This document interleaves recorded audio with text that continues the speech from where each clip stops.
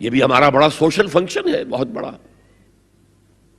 اور اس میں فضول خرچیاں ہو رہی ہیں، حرام کی کمائی ہوئی کمائی جو ہے وہ پانی کی طرح بہائی جاتی ہے۔ ابھی مجھے ایک صاحب نے بتایا کہ ممبئی میں 2 شادیاں ہوئی ہیں مسلمانوں میں، ایک میں 1.5 کروڑ روپیہ خرچ ہوا، ایک میں 80 لاکھ خرچ ہوا۔ ہم نے وہاں اصلاحی تحریک شروع کی، ضیاء الحق صاحب نے بھی کوشش کی تھی، آرڈیننس پاس کیا تھا، لیکن یہ چیزیں قانون سے نہیں۔ آپ کہیں کہ کسی دعوت میں 50 سے زیادہ مہمان نہیں آئیں گے، وہ 100 آ گئے تو زیادہ زیادہ یہ ہوگا پولیس والوں کو رشوت کا کھاتا کھل گیا، جو یہ پیسے لے جائیے صاحب۔ کبھی کبھی وہ پکی پکائی جگہ لے جا کے اپنے تھانے میں بیٹھ کے کھاتے تھے، لیکن قانون سے نہیں بدلتا مزاج۔ ہم نے کیا طے کیا؟ دیکھو یہ ہے چٹان کی بنیاد۔ آپ کو بڑی اونچی بلڈنگ بنانی ہو تو دیکھنا پڑتا ہے چٹان نیچے بنیاد زمین کیسی ہے۔ تو بنیاد کیا ہے؟ آپ سادگی کرو، سادگی کرو، سادگی کرو، یہ واسطہ بے معنی ہے بالکل، اس لیے کہ غریب کی سادگی کچھ اور ہے، امیر کی سادگی کچھ اور ہے، سادگی کے ایک معنی تو نہیں ہے۔ لہذا کوئی جو ہے راک فاؤنڈیشن وہ تلاش کی جائے، وہ ہم نے کی تلاش۔ جو تقریب حضور سے صحابہ سے ثابت ہے ضرور کرو، ضرور کرو، ضرور کرو، عضوا علیہا بالنواجذ، اپنے دانتوں سے پکڑ لو اس کو۔ اور جو تقریب ثابت نہیں حضور سے اور صحابہ سے، یقیناً یہ کہیں باہر سے آئی ہے، یا تو ہمارا خاندانی پس منظر جو ہے، اکثر تو ہندوؤں سے مسلمان ہوئے، وہ سادات ہوں، صدیقی ہوں، فاروقی ہوں، عثمانی ہوں، وہی ہیں نا جو باہر سے آئے تھے، باقی تو اکثریت یہیں سے، وہ اپنا ہندوانہ پس منظر لے کر آئے۔ تو جس کا ثبوت صحابہ کے دور میں نہیں، وہ یقیناً باہر سے آئی ہوئی چیز ہے، اس میں پھر سادگی نہیں، اس میں کمی نہیں، جڑ سے کاٹو اس کو۔ اس بنیاد پر ہم نے 5 فیصلے کیے، ذرا سن لیجئے آپ بھی، اگر آپ کوئی سوشل ورک کرنا چاہیں اس کو عام کریں۔ نمبر 1، نکاح مسجد میں۔ حدیث موجود ہے، ترمذی شریف کی روایت، اعلنوا هذا النکاح واجعلوه فی المساجد، نکاح کا اعلان عام کیا کرو، مسجدوں میں منعقد کیا کرو۔ میں حیران ہوتا ہوں کیوں نہیں علماء کرام نے اس کی طرف توجہ دلائی۔ حدیث ہے، ہاں میں مانتا ہوں ان کا کہنا یہ ہے کہ یہ یہاں جو امر ہے کہ مسجد میں منعقد کرو، یہ امر وجوب کے لیے نہیں ہے، استحباب کے لیے، مستحب ہے یہ کہ مسجد میں۔ تو بھائی مستحب کیوں چھوڑ رہے ہو تم؟ وہ اس لیے چھوڑنا پڑتا ہے، مولوی بیچارے کی حیثیت ہے ہی نہیں معاشرے میں کہ وہ کہے جناب یہاں آئیے میرے پاس، میں نہیں آؤں گا آپ کے گھر نکاح پڑھانے کے لیے۔ وہ اپنا رجسٹر بغل میں دبائے بیٹھا سوکھتا رہتا ہے۔ وہ تو آنی تھی بارات عصر کے وقت، مغرب بھی جا رہی ہے، آئی نہیں، وہ بیٹھا قریب۔ پہلے 20-30 روپے ملتے تھے، اب 200 300 400 ملتے ہیں، اور کیا ہے۔ میں نے انہیں یاد دلایا، دیکھو شرم کرو، عیسائیوں نے آج تک اپنے چرچ کی اور اپنے پادری کی عزت یہ رکھی ہے کہ شہزادے اور شہزادی کی شادی ہوگی وہ بھی پادری چرچ میں آئیں گے۔ شہزادے کی شادی ہو رہی ہے تو جو ان کی پارلیمنٹ کے ساتھ ہے چرچ، وہاں شادی ہوگی، وہاں پردہ نہیں ہے، لڑکا لڑکی دونوں آمنے سامنے کھڑے ہو کر قول و قرار کریں گے۔ ہمارے ہاں پردہ ہے، تو اس لیے لڑکی کے گھر بھی جائیں گے تو لڑکی تو محفل میں نہیں آئے گی، لڑکی کا ایک وکیل ہوگا، وہ وکیل اجازت لے کر آئے گا، 2 اس کے گواہ ہوں گے، ان کے سامنے اجازت لی گئی، پھر وہ نکاح خواں کو اجازت دیں گے، وہ نکاح پڑھا دیں گے۔ پہلی بات یہ ہو گئی کہ نکاح مسجد میں۔ نمبر 2، نکاح کے موقع پر کوئی دعوت طعام نہیں، کوئی ثابت نہیں۔ دعوت طعام صرف ایک ہے، وہ ولیمہ ہے، اور اس قدر معقول بات ہے، سب باپ اپنے سینوں پر ہاتھ رکھ کر سوچیں اور میری بات سنیں، کیا بیٹی کو گھر سے رخصت کرنے کا وقت جو ہے وہ خوشی کا وقت ہوتا ہے؟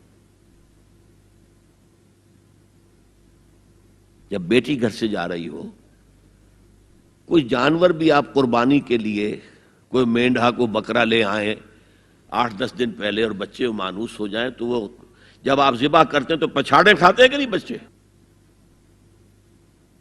اور یہ لخت جگر ہے، نور چشم ہے، 18 20 22 برس گھر میں رہی ہے، وہ جا رہی ہے.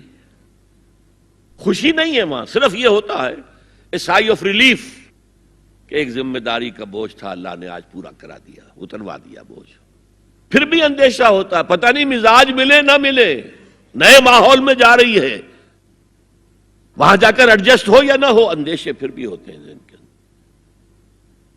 تو ان سے مرغ پلاؤ کھانا اور متنجن کھانا کوئی معقول بات نہیں ہے. معقول بات کیا ہے؟ لڑکا، اس کا گھر آباد ہوا ہے، وہ ولیمہ کرے، اس پر باقاعدہ احادیث اولبو ولو بشاتن، ولیمہ ضرور کرو چاہے ایک ہی بکری ہو تمہارے پاس، ذبح کرو، کاٹو، کھلاؤ گوشت اپنے دوستوں کو، احباب کو. یہاں تک کہا کہ بیسا طعام الولیمہ، برا کھانا ہے ولیمے کا کہ اس میں غریبوں کو نہیں بلایا جاتا. ظاہر بات ہے مسلی کھلانے کے لیے تو ولیمہ نہیں ہوتا، اپنے احباب کو، دوستوں کو بلایا جاتا ہے. پھر بھی میں تم سے کہتا ہوں کہ جسے ولیمے کے لیے بلایا جائے وہ اگر نہیں جائے گا تو اللہ اور اس کے رسول کے حکم کی نافرمانی کرے. تو جس رسول نے اتنی تفصیل سے حکم دیا ہو ایک دعوت کا، وہ دوسری دعوت میں بھی خیر ہوتا میں بیان کرتا. جب نکاح مسجد میں اور کوئی دعوت طعام نہیں تو بارات کا تصور خلاص.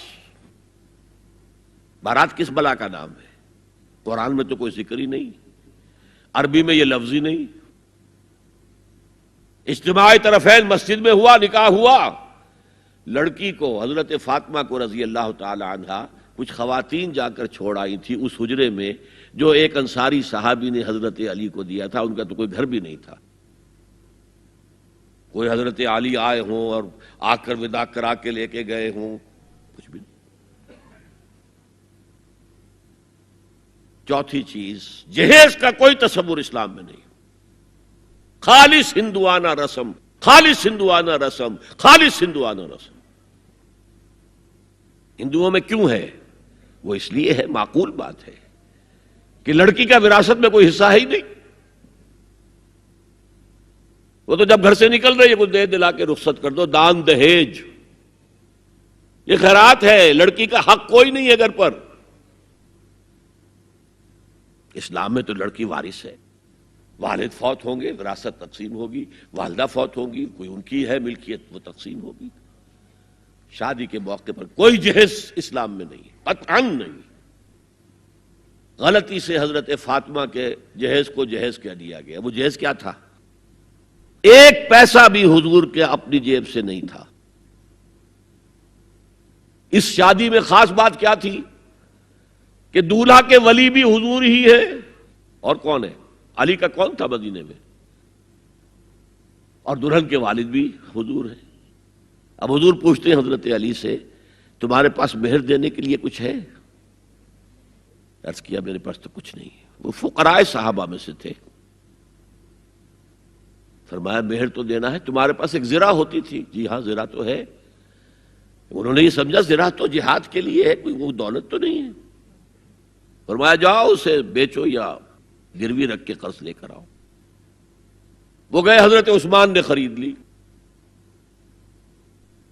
اور کچھ دنوں کے بعد واپس کر دی ہدیتاً. یہ زرہ میں ہدیہ آپ کو کر رہا ہوں. اس وقت اگر کہتے چھوڑو علی، کہاں تو لو میں پیسے دے دیتا ہوں تمہیں، تو ان کی طبیعت پر بار ہوتا. اس پیسے سے حضور نے کچھ پیسے گھر بھیجے اندر، دلہن کو ذرا تیار کر دو. اور کچھ پیسوں سے وہ ایک گدا جس میں کھجور کی کھال بھری ہوئی تھی، اور 2 تکیے جس میں کھجور کی کھال بھری ہوئی تھی، ایک مشکیزہ، کنویں سے پانی تو لانا ہی ہے نا، ایک چکی، جو ہو یا گیہوں ہو پیسنا تو ہے نا، کوئی 1-2 برتن اور. اللہ اللہ خیر صلی اللہ. یہ تھا جسے جہیز کہتے ہیں، جس میں ایک پیسہ بھی حضور کا شامل نہیں ہے. وہ حضرت فاطمہ کا مہر تھا جسے بنایا گیا. ورنہ مدینے ہی میں دوسری آپ کی صاحبزادی کا نکاح حضرت عثمان سے بھی ہوا. کہیں ذکر ہے جہیز کا؟ حضرت عثمان کا گھر بھرا ہوا، ہر چیزیں موجود، وہاں تو کسی جہیز کا تذکرہ نہیں. بہرحال یہ شادی کو آسان کرو زنا کو مشکل بناؤ. یہاں شادی کے لیے 9 من تیل ہوگا تو رادھا ناچے گی، ورنہ یہ کہ بڑی ہو رہی ہے، عمر ہو رہی ہے، سب کچھ ہو رہا ہے، لیکن کچھ تقاضے تو ہے نا، آخر کچھ تو کرنا ہوتا ہے نا، آخر کچھ نہ کچھ لوگوں کو تو کھانا کھلانا ہی ہوتا ہے نا، بارات تو آخر آئے گی ہی نا، کچھ نہ کچھ تو دینا ہی ہوگا، کچھ جوڑے کپڑے، کچھ یہ. اسلام کا فلسفہ جو میں نے 4-5 باتیں آپ کو بتا، فلسفہ یہ ہے کہ لڑکی کے باپ پر 1 پیسے کا بوجھ نہیں. اس نے لڑکی پال پوس کے تمہارے حوالے کر دیا، اب اور کیا چاہتے ہو تم؟ سارا مرد آزماں مرد آفرین، مرد کو چیلنج دیا ہے، تم مرد ہو، مہر تم دو گے. اور سب سے بڑھ کر کیا ہو رہا ہے آج کل بھی ہوتا ہے، وہ ہمارے کچھ کام ہوتے ہیں اسلامی، وہ بھی ہے، کچھ وہی ہندوانہ پس منظر. نکاح کی محفل میں چھوارے کون لے کے آتا ہے جی؟ لڑکے والے. اور پلاؤ کن سے کھاتے ہیں بھائی؟ جس کو تمہیں مرغ پلاؤ کھلا رہا ہے وہ چھوارے نہیں بانٹ سکتا تھا؟ یہ ہے اسلام اور غیر اسلام کا امتزاج. چھوارے لڑکے والے لے کر آئیں گے اور پھر دعوت اڑائیں گے لڑکی والوں کی طرف سے. هي الحلقات تحفظني بآيات من القرآن، هي الحلقات تملأني بحب المصطفى العدنان، هي الحلقات تحفظني